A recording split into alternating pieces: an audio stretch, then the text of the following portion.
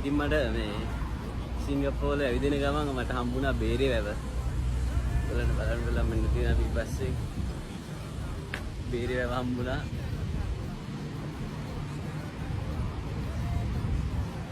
මේක මේ විශේෂ එකක් මේක මේ සිංගප්පූරුවේ බේරේ වැව කොළඹ එක නෙමෙයි.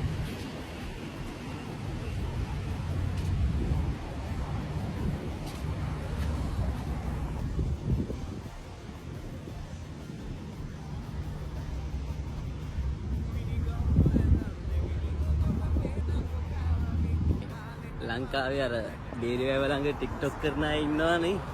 එතකොට ඒගොල්ලන්ට සිංගප්පූරුවේ වගේ આવොත් ඒගොල්ලන්ට ටික්ටොක් කරන්න පුළුවන්. මේ ලංකාවේ බේරේ වැව වගේ තැනක් තියෙන ඒගොල්ලන්ට මෙතන ඉඳන් ටික්ටොක් කරන්න පුළුවන්. ඉතින් බේරේ වැව ළඟ ටික්ටොක් කරන අය සිංගප්පූරුවේ આવොත් ඒගොල්ලන්ට මෙතන ඉඳන් ටික්ටොක් කරන්න පුළුවන්. මොන තැන තියෙනවා.